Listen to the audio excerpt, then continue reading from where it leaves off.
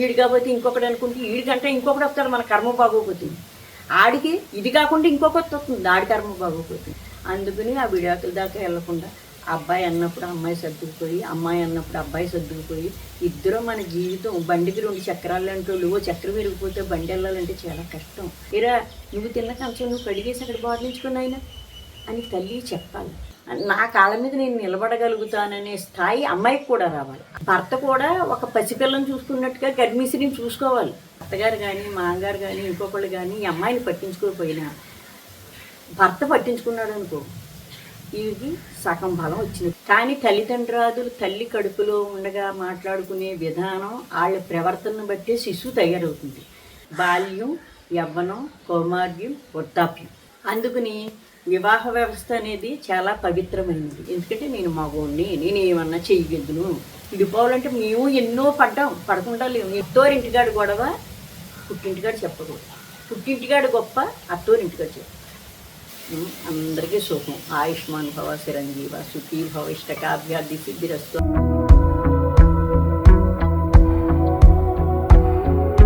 4 దశలు ఉంటాయి మనిషికి. కర్మ ముందా జన్మ ముందా అంటే కర్మను బట్టే జన్మ వస్తుంది. కానీ వివాహ వ్యవస్థ అనేది చాలా గొప్పది. తల్లిదండ్రులను బట్టి, అమ్మమ్మల్ని తాతయ్యని బట్టి, తల్లిదండ్రులను బట్టి అమ్మమ్మ తాతయ్య దగ్గర ఉంటే కొన్ని లక్షణాలు ఉంటాయి. కానీ తల్లిదండ్రుల దగ్గర పెరిగే వాతావరణాన్ని బట్టి, వాళ్ళిద్దరు కలయిక, దాంపత్య జీవితాన్ని బట్టి పిల్లలు నడవడిక మొదలవుతుంది. ఏ విత్తనం వేస్తే ఆ విత్తనం మొక్కే వస్తుంది తప్ప రెండోది రాదు. లక్షల్లో ఒకటి మాత్రం తులసమ్మ కడుపుని దూలగండు పుట్టిందంట. చూసావు, దూలగండు కడుపుని తులసమ్మ పుట్టింది అని అంటారు. అవి కొన్ని ఉంటాయి. అంచేత తల్లిదండ్రులు ఎలా ఉంటే పిల్లలు అలా పెరగడానికి అలవాటు పడతారు. తల్లిదండ్రులు ఇద్దరూ దాంపత్య జీవితంలో అనుకువగా ఉండి, ఆనందంగా ఉండి, వాళ్ళు సొంత విషయాలు, గది వరకు విషయాలంటే సొంత విషయాలు పిల్లలకి తెలియకుండా కాపాడుకుంటూ గుప్తంగా ఉంటే ఆ పిల్లలు కూడా తల్లిదండ్రులను బట్టే నడవడికి వస్తుంది పిల్లలకి. బాల్యం, యవ్వనం, కౌమార్యం, వృద్ధాప్యం. ఈ 4 కాలాల్లోని 4 తరాలలో నేర్చుకోవాల్సిన లక్షణాలు ఉంటాయి. అందుకని వివాహ వ్యవస్థ అనేది చాలా పవిత్రమైనది. అది కర్మ ముందా జన్మ ముందా అంటే కర్మను బట్టే జన్మ వస్తుంది. కానీ తల్లిదండ్రులు తల్లి కడుపులో ఉండగా మాట్లాడుకునే విధానం వాళ్ళ ప్రవర్తనను బట్టే శిశువు తయారవుతుంది. బాల్యం ఎప్పుడు ఎక్కడ మొదలవుతుందంటే తల్లిదండ్రులు తల్లి గర్భంలో ఉండగా తండ్రి చేసిన ప్రవర్తన, తల్లి ప్రవర్తన, ఆ కుటుంబ వ్యవస్థ ప్రవర్తన ఆ బిడ్డ మీద పడుతుంది. అక్కడి నుంచే జననం మొదలవుతుంది. అది ఏం చేస్తుందంటే మనం తినే ఆహారం బిడ్డకి ఎలా అయితే ఉపయోగపడుతుందో మన కుటుంబ వ్యవస్థలో మాట, నడవడిక, ప్రశాంతత అవన్నీ కూడా ఆ కుటుంబానికి వర్తించినట్టే ఆ గర్భస్థ శిశువుకి అది ఆహారం ఎలాగైతే ఉపయోగపడుతుందో ఈ నామస్మరణ, ఈ మనం ప్రవర్తన కూడా అంతా ఆ బిడ్డ మీద పడుతుంది. తల్లిదండ్రులు కొట్టుకుని తిట్టుకుని ఉంటే వాళ్ళ ప్రవర్తన అడ్డదిడ్డంగా ఉందనుకో ఆ బిడ్డ కూడా ఆ గర్భంలోని ఆ రకంగా ప్రవర్తనే తీసుకుంటుంది. మనం ఏ విత్తనం వేస్తే ఆ మొక్క మొలుతుంది. అందుచేత పూర్వం ఏం చేసేవారంటే గదిని, ఒక పడక గదిని పవిత్రంగా చూసేవారు. దేవుడి ఫోటోలు అంటించేవారు. వాళ్ళు కలయికలో కూడా శబ్దం రాకుండా పందిరి పట్టి మంచానికి కింద రాళ్ళు ఉంటే ఏ జీరలో తేలో పాకితే వాళ్ళకి అంతర్యం కలుగుతుందని అది కూడా పట్టిన రక్షణార్థంగా నీళ్లు పోసి ఆ రాళ్ళ మీద పైనుంచి దోమలు కుట్టకుండా దోమ తెర, పందిరి మంచం, ఆ గదిలో అగరవత్తులు, మల్లెపూలు, నైట్ వాళ్ళిద్దరూ మాట్లాడుకుంటా కేళీ విలాసంగా ఉన్నప్పుడు ఏదన్నా తినటానికో ఓ కిళ్ళియో ఇంత పవిత్రతగా ఉండేది ఆ వ్యవస్థ. ఇప్పుడు ఏముందంటే ఎమర్జెన్సీ జీవితాలు. ఈడు కడుపుతోటున్నా ఈవిడి కంపెనీకి వెళ్ళిపోతుంది, కడుపుతోటున్నా అతను ఉద్యోగానికి వెళ్ళిపోతాడు. ఇద్దరు అలసిపోయేస్తారు. చిరాకులు, పరాకులు. ఒకళ్ళు తెచ్చిందని రూపాయిని ఎప్పుడు 100 రూపాయలని రూపాయిగా ఉపయోగిస్తే ఆ సంసారానికి 99 రూపాయలు కూడా అప్పే ఉంటుంది. భర్త తెచ్చి 1000 రూపాయలైనా అది 100 రూపాయలు మిగిల్చేలాగా ఆడ చూస్తే ఆ కుటుంబం స్థిమితంగా ఉంటుంది.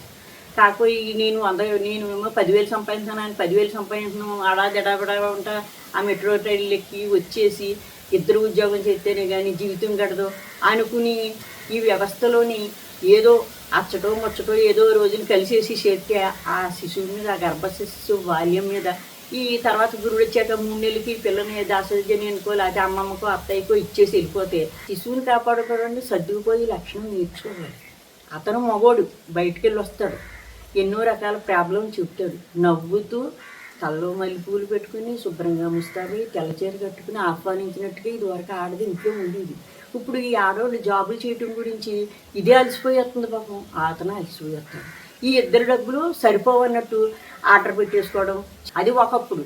కానీ గర్భిణీ స్త్రీగా ఉన్నప్పుడు ఇలాంటి లక్షణాలు నేర్చుకుని ఆ భర్త తెచ్చి 20,000 30,000 ఒబ్బడిగా పని మనిషి లేకుండా ఇంట్లో పనులు చూసుకుంటూ ఆ శిశువుని ఆరోగ్యంగా కాపాడుకుంటూ భర్తనే ఆనందంగా చూసుకుంటూ ఆ వ్యవస్థను చూసుకుంటూ ఉంటే ఆ డబ్బులు ఆదా అయిపోతాయి. భర్త కూడా ఆవిడ అభిరుచికి అనుగుణంగా అతను మసులుకోవాలి, చాలా నిదానంగా అతను కూడా ఉండాలి. ఈవిడ కూడా 20 సంవత్సరాలు 10 సంవత్సరాలు తల్లిదండ్రులు పెరిగి వస్తుంది.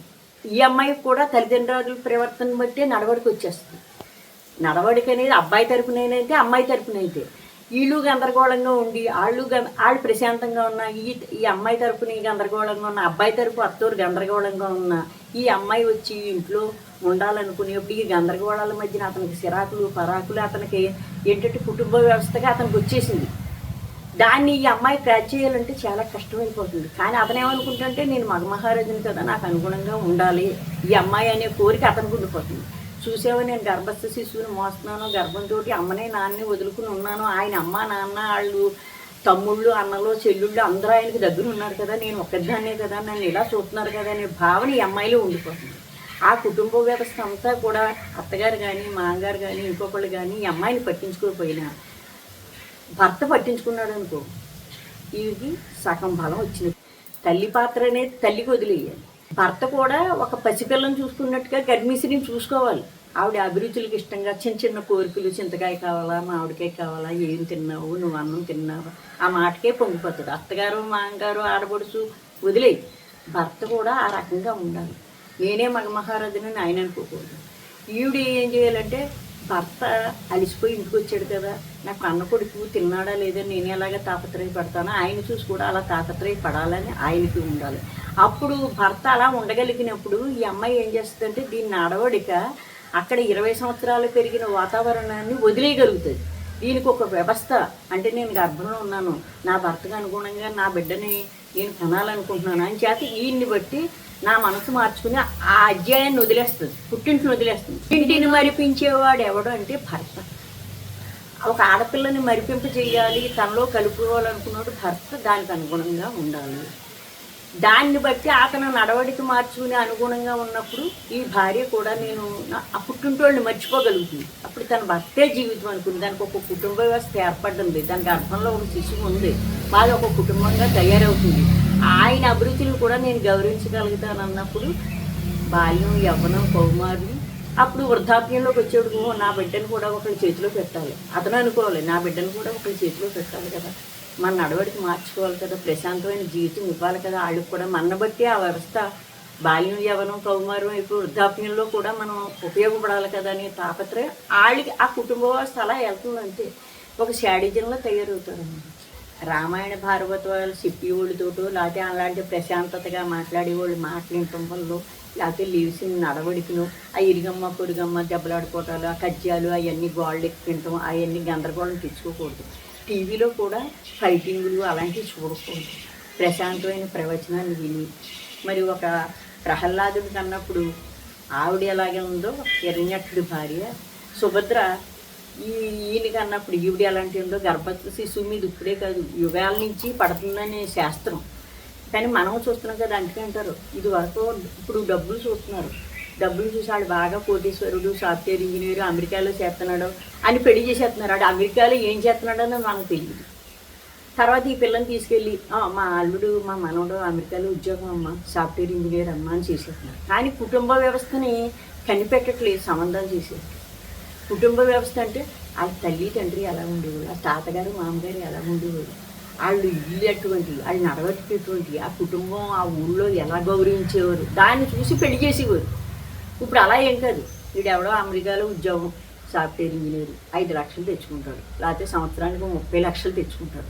ఆ అమ్మాయిని చేసేస్తే అమ్మాయి సుఖపడుతుంది అనుకుంటున్నారు. కానీ అతను నడవడికేంటో ఇక్కడ అత్తవారి నడవడికేంటో తర్వాత ఈ అమ్మాయి నడవడికేంటో తెలియదు. ఒకేసారి 10 సంవత్సరాల్లో పెరిగిన అమ్మాయి పెళ్లి చేసి పంపించేవాడికి అక్కడ వాతావరణానికి ఇవ్వలేక తను తాను మర్చుకోలేక అనేక రకాలుగా ఇదైపోతుంది. అప్పుడు ఆ సంసారం ఏముంటుంది? ఉండదు. గందరగోళంగానే ఈ అభిరుచులు సరిపడాలంటే ఆ అబ్బాయి తగ్గినా సరిపడిపోతుంది, ఈ అమ్మాయి తగ్గినా సరిపడు. యవ్వనం అనేది మంచి భర్త రావాలి, నాకు మంచి జాబ్ రావాలి, నేను అందరిలోని గౌరవం పొందాలి, మంచి అందంగా ఉండాలి, నాకు తగ్గ భర్త దొరకాలి, మంచి హైటు అందగాడు కావాలి, మనసు ముఖ్యం కాదు అనుకునే కోరికలు అమ్మాయిలోనే ఉంటాయి. నాకు మంచి భార్య రావాలి, అందంగా ఉండాలి, అందరిలోనే నా భార్య అందగత్తని నేను చెప్పుకోవాలి, జాబ్ చేస్తుందని చెప్పుకోవాలని అబ్బాయి అనుకుంటున్నాడు. ఇప్పుడు పూర్వం అలా ఉండేది కాదు. అమ్మ నాన్న ఏది ఆలోచించి సంబంధం చెప్తే అదే. ఆ పూర్వం వాళ్ళు ఏం చేసేవారు? కుటుంబ వ్యవస్థను చూసి పెళ్ళిళ్ళు చేసేవారు. ఈ అబ్బాయి కష్టపడుతున్నాడా లేదా అని చూసి కాళ్ళు చూసి పెళ్లి చేశానన్నారు మా నాన్నగారు. నాకు ఎంతవరకు నిజమో నాకు తెలియదు. ఆ అబ్బాయి ఏమి నేర్చుకోవాలి? యవ్వనంలో నేర్చుకునేట్టు ఏమి రాదు. మల్లి పందిరి ఉందంటే దానికి పాదు పెట్టి తాడు పెట్టి అది పైకి ఎప్పిస్తే అది ఎక్కుతుంది. అంతేగాని యవ్వనంలోకి వచ్చేవాడికి ఎర్రి కోరికలు తప్ప యవ్వనంలో నేర్చుకునేది ఏమి ఉండదు. ఇప్పుడు ఆ అబ్బాయి ఏం చేస్తున్నారు? వాళ్ళు ఏదో ఆర్డర్ తెచ్చేస్తున్నారు, పెట్టేస్తున్నారు, తినేస్తున్నాం, అంతవరకే ఉంటున్నారు. కానీ నేను అలసిపోయి అక్కడి నుంచి ఉద్యోగం చేసి వచ్చాను కదా, నేను ఏం సాయం చేయకూడదు అన్నట్టుగా ఉంటాడు. నిజంగా గర్భిణీతోటే భార్య ఉంటుంది అనుకో, దీనికి ఏదో చెప్పుకోలేని గందరగోళం ఉంటుంది. నువ్వు ఎందుకు వంట చేయలేదు, నువ్వు ఇంటికాడ ఉండి ఏం చేస్తున్నావు అని పొజిషన్ కొంత ఉంటుంది. అలా ఆ మాటే భార్యని అతను అన్నాడు అనుకో, జాబ్ చేసి వచ్చిన భార్య, నేను కడుపుతోటి ఉన్నాను, బయటికి వెళ్ళాను, జాబ్ చేసాను, నేను ఎందుకు చేయాలి? ఆ ఇద్దరికి గందరగోళం వల్లనే ఆర్డర్ పెట్టేసుకుంటారు. ఆ ఆర్డర్ తిన్న ఫుడ్ గందరగోళం చేశారు. ఆ తల్లి తండ్రి దగ్గర నుంచి ఎలా వస్తుందంటే, సాటి ఆడపిల్లని ఒక తల్లిగా చూడు, లేకపోతే ఒక చెల్లిగా చూడు, ఒక అక్కగా చూడు, అమ్మాయిల్ని గౌరవించాలి. నువ్వు కూడా నీ పని నువ్వు చేసుకొని ఆయన అక్క ఎలా చేసుకుందో నువ్వు కూడా అలా చేసుకో, చెల్లి ఎలా చేసుకుందో నువ్వు కూడా అలా చేసుకో. నీ పనులు నువ్వు చేసుకుంటే రేపు పొద్దున్న వచ్చే ఆడపిల్ల సుఖపడుతుంది ఆయన, నీ కుటుంబం బాగుంటుంది. ఆడపిల్లని ఆడపిల్లగా చూసి ఆనందించేవనుకో నువ్వు, దాన్ని బట్టే నీ కుటుంబం ఒక నిర్మాణం జరుగుతుంది. అంతేగాని అది ఆడదే, నేను మగోడిని, నేను ఎందుకు చేయాలి? తల్లి కూడా ఏం చేయాలంటే, ఇరా నువ్వు తిన్న కంచం నువ్వు కడిగేసి అక్కడ బాధించుకుని ఆయన అని తల్లి చెప్పాలి. తల్లి పాత్ర ఎక్కువ ఉంటుంది బిడ్డల మీద. తండ్రి పాత్ర కూడా తల్లి గందరగోళంగా ఉంటే తండ్రి ఎంత మార్చాలనుకున్నా మార్చలేడు. తల్లి వల్లే వస్తుంది. తండ్రిని ఈ పిల్లలకి ప్రవర్తన. ఆడపిల్లని ఆడపిల్లలాగా, మగపిల్లోని మగ మహారాజులాగా నువ్వు ఆ కంచం అక్కడ ఆడేసేసి నువ్వు వెళ్ళిపోరా తిరగడానికి అని ఆడపిల్లని ఓ రకంగానే మగపిల్లని ఓ రకంగానే తల్లి చూసినప్పుడు ఆ పిల్లోడి ప్రవర్తన దినదినాభివృద్ధి అయ్యి ఒక వికృతి రూపంగా తయారవుతుంది. ఎందుకంటే నేను మగోడిని, నేను ఏమన్నా చెయ్యగలను అని వెళ్తుంది. కానీ ఆ తల్లి సమపాళంగా చూసి ఇద్దరు నడవడిక ఇలా చేసుకోండి, ఇలా చెందండి, అమ్మ నువ్వు మేము నాన్న నేను కష్టపడితేనే కదా మీరిద్దరూనే, అందుకే మేము ఎలా కష్టపడుతున్నాము, మీరిద్దరూ కూడా మీ పనులు మీరు చేసుకోండి, నీ బట్టలు నువ్వు మడతెత్తుకో, నీ గదిలో సామాన్లు నువ్వు సర్దుకో, అక్క గదిలో సామాన్లు అక్క సర్దుకుంటుంది అని అన్నప్పుడు ఆ వ్యవస్థలో వీళ్ళకి ఏం చేస్తుందంటే దినదినాభివృద్ధి అయ్యి వాళ్ళ పనులు నడవడి తెలుస్తుంది. ఒక్కొక్కళ్ళు చుట్టం మన ఇంటికి వచ్చారనుకో, ఆఖరికి ఏదైనా ఇచ్చినా సరే ఆ కంచం కడిగేసి అక్కడికి వచ్చారు. అది ఎలాగంటే తల్లిదండ్రుల దగ్గర నుంచి వచ్చింది. ఇప్పుడు పెద్దోళ్ళు నేను ఉన్నానుకో, మా అమ్మగారు మీరు ఇవ్వటువంటి గమ్ము నేను కుండలోంచి మంచినీళ్ళు తెచ్చి నేను కూడా పెడతాను, 4 గ్లాసులు పెట్టి కూడా ఉంటాను.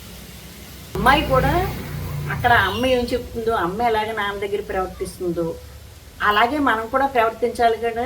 డబ్బు విషయంలో కూడా తల్లి మంచినీళ్ళ ఖర్చు పెట్టకుండా, అది భర్త ఒక 1000 రూపాయలు తెస్తే దాన్ని 900 ఖర్చు పెట్టి 100 రూపాయలు పక్కన పెట్టగలిగితే ఈ పిల్ల కూడా అలాగే.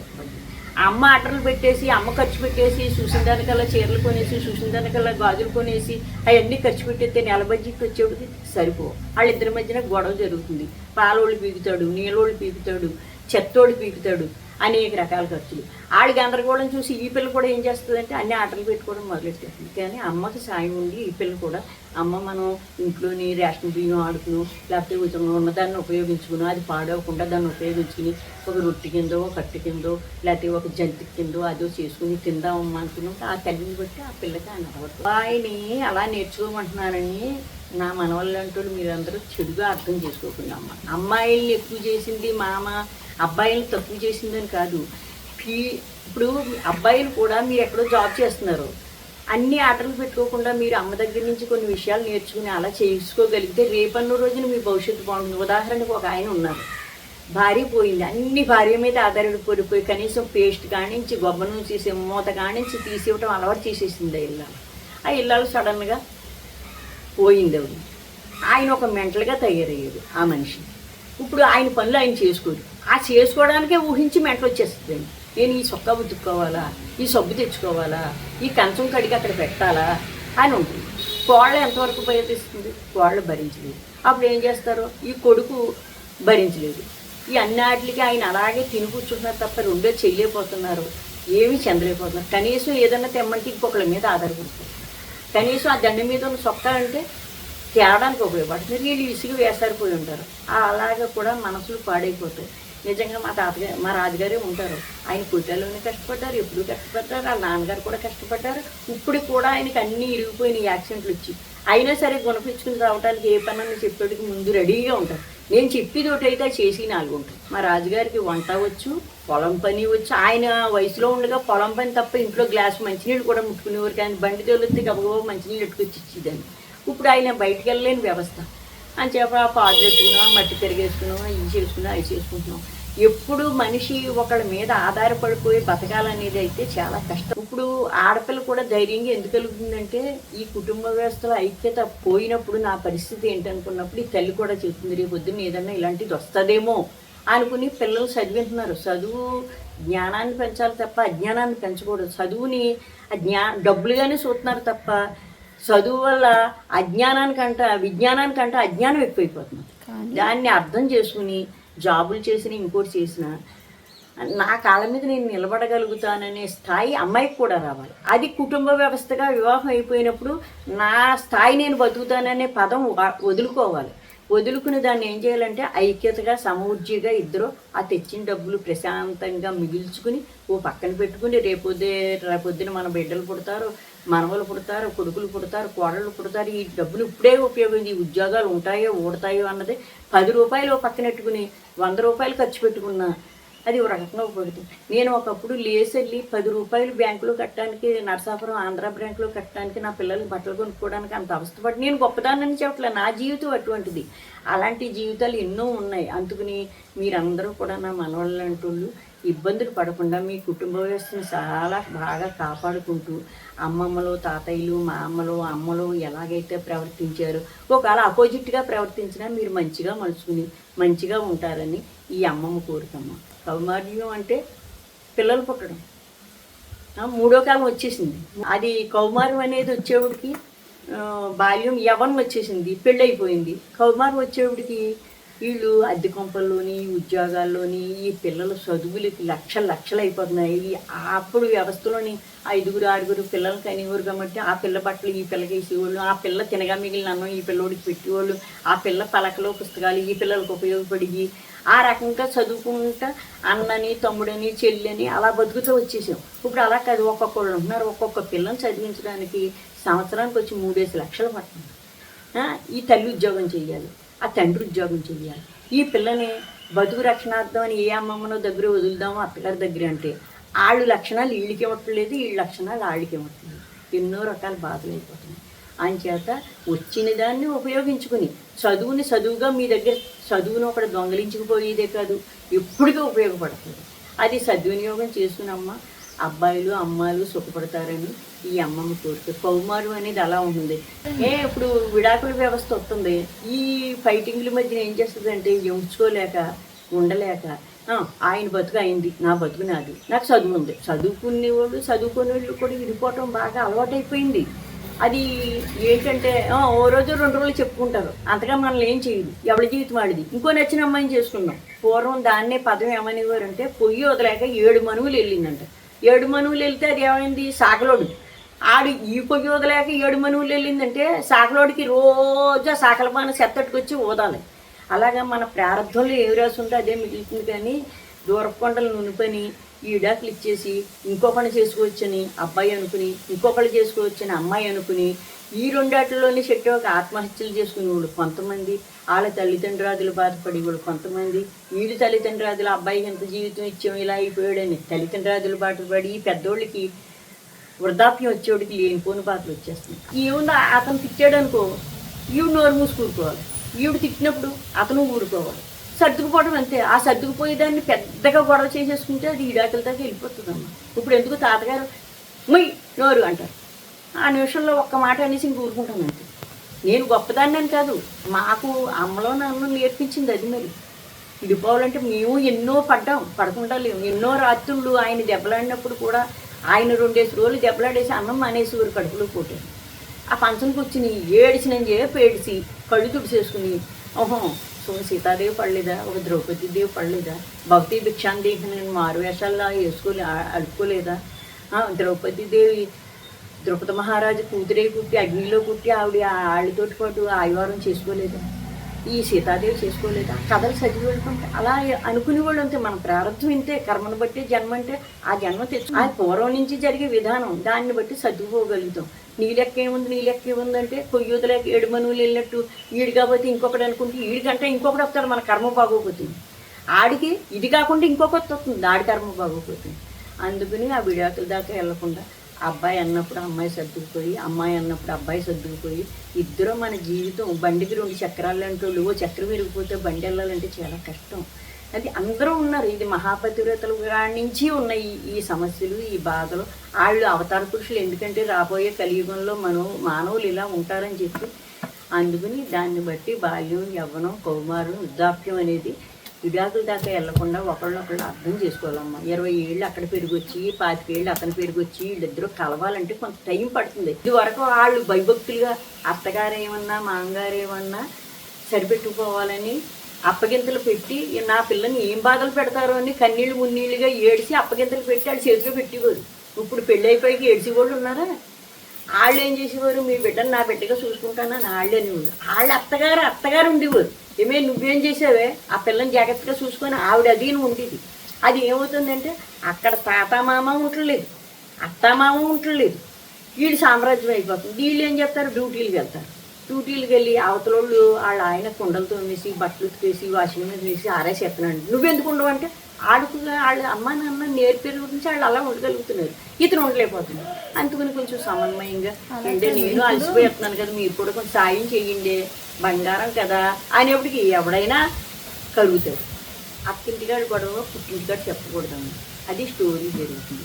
అది నాకు 11 ఏళ్ళప్పుడే మా నాన్నగారు చెప్పేవారు. మా అక్క చెల్లెళ్ళు 6 కూడా మీ అమ్మ లేదు, మీ అమ్మ 11 ఏళ్ళప్పుడు నన్ను చేసుకుని వచ్చింది అని చేత మీరు అత్తోరింటిగాడు గొడవ పుట్టింటిగాడు చెప్పకూడదు, పుట్టింటిగాడు గొప్ప అత్తోరింటిగాడు చెప్ప. మీరు సమన్వయంగా జీవించాలి. వ్యవస్థ మారుతున్నారమ్మా. ఆడపిల్ల ఇవ్వటం అనేది ఎక్కువ తల్లిదండ్రుల మీదే ఉంటుంది, వాళ్ళ తల్లిదండ్రుల మీదే ఉంటుంది ఆధారపడి. మనం చెప్పి పంపే విధానంలో నువ్వు ఇది వరకు సామెత ఉంది, మోట సామెత, అమ్మ పలానా ఓడుకోవాళ్ళమ్మా పల్లకీలోనే పొయ్యట్టుకొచ్చిందమ్మా అని. పల్లకీలో పొయ్యట్టుకొస్తామంటే అది పెళ్ళైన మన్నాడే మొగుడిని ఏరే వండేసుకుందామని అంటాం అనమాట. దాన్ని ఏమని ఊరందరూ అని పలానా వాళ్ళు సుబ్బయ్య గారి కోళ్ళ పల్లకీలో పొయ్యట్టుకొచ్చిందమ్మా. అలవాటైపోయింది అంతే. పొరిగింటమ్మ పట్టిటెట్టుకుంది, ఉత్తరింటమ్మ ఏమో ఊరెట్టుకుంది అన్నట్టు ఇది ఒక అలవాటుగా మారిపోయింది. ఇడిపోయినా ఏం కాదు ఓ రోజు చెప్పుకుంటున్నారు అనుకున్న కాడికి వచ్చేస్తున్నారు జనం.